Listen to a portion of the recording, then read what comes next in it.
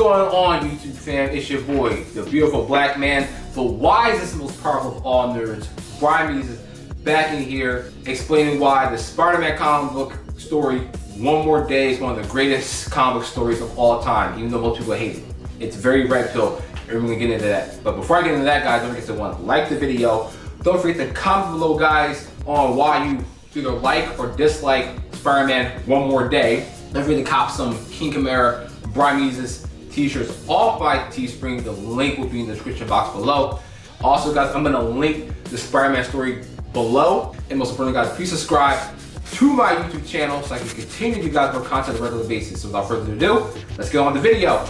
So guys, if you saw Spider-Man No Way Home, the last Spider-Man movie, which is like arguably the best Spider-Man movie ever made, and arguably one of the very best superhero movies ever made, period. Not because it's Spider-Man, Spider-Man my favorite comic book character, but it has a lot of deep elements to it and kind of put Spider-Man in a more mature and deep situation than he normally is in most of these Spider-Man movies.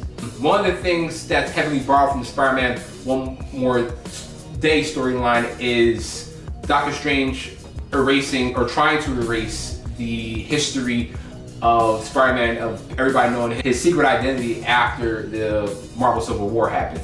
In this case, it was the comic book bad guy, Mephisto, which is kind of like the devil in the Marvel comic books. Before I get into like the philosophical and the red pill things about that specific story, I'm gonna go over some of my favorite aspects of it, or give you a breakdown. The Kingpin tried to assassinate Spider-Man because everybody knew who Spider-Man was during the Civil War. He unmasked himself, which was a major deal in the Spider-Man universe, the Marvel universe, because Spider-Man always kept his identity hidden from other people, especially most heroes.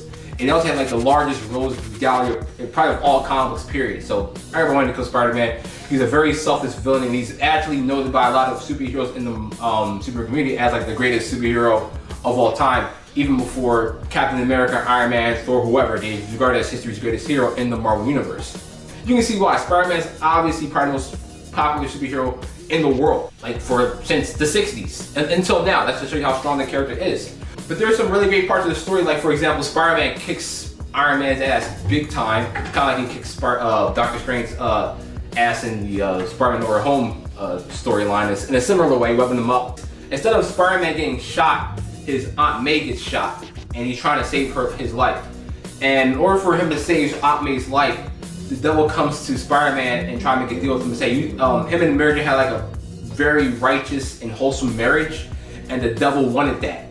He wanted to take that from him in exchange for saving his Aunt May's life, which is pretty sad.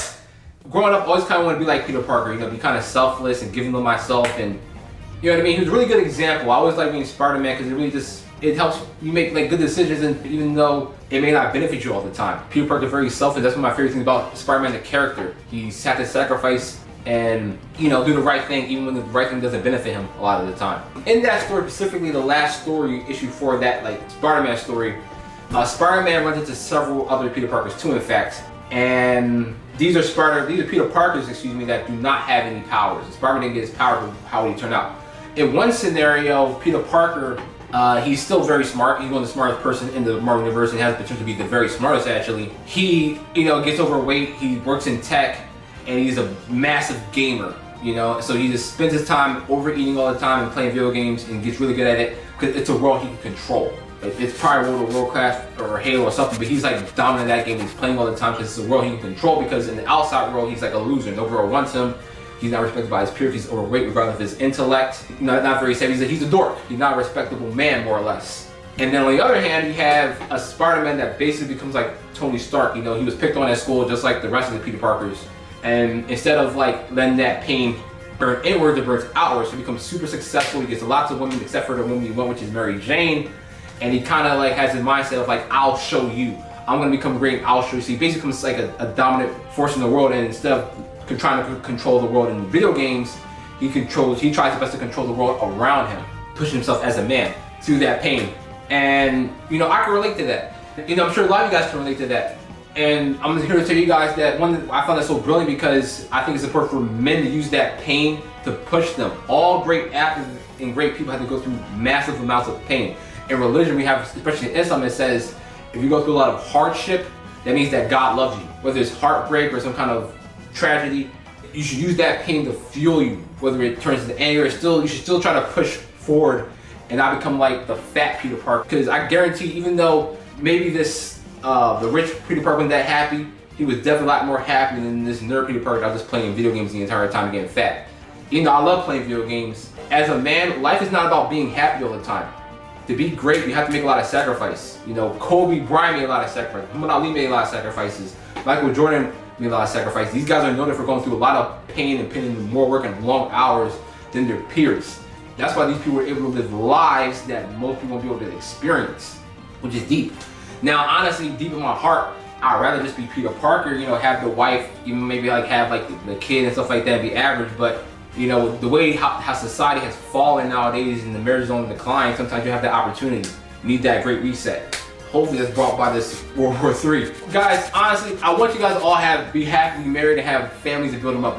If that's a struggle for you guys, use that pain to become great and be like that Peter Parker that became a mogul. You know what I mean? Use that pain to drive towards your passion, to stop procrastinating, stop putting things off to next year.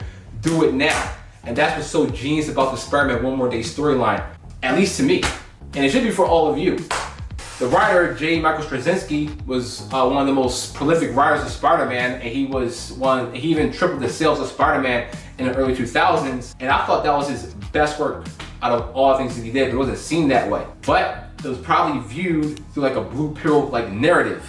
As a matter of fact, with all this red pill thing that's becoming popular now, I would say to Micheal Straczynski that his work on Spider-Man One More Day was well ahead of his time. It's remarkable, and I really appreciate that. Whether, you know, one of these days you see Brimezus with his, like, you know, family, wife and kids, you see Brimezus with his 4 wives and his 20 kids, just know that I was working for it, baby. You know what I mean? And I want you guys to work for everyone in life too. Do not let the pain inside you burn inward and discourage you from chasing your dreams and your goals. Let your pain, your passion, your dreams burn outward and control the world around you. Anyway guys, that's gonna wrap up my video on why I believe that Spider-Man One More Day is brilliant. Go ahead and check out my Spider-Man No Way Home review if you're interested to see my movie reviews. Don't forget to cop some merch off my Teespring website, guys. The link will be in the description box below. But most importantly, guys, please subscribe to my YouTube channel so I can continue to give you guys more content on a regular basis. It's your boy Brimezus, the most wisest and most proud of all nerds and a beautiful black man. I will see you guys next time.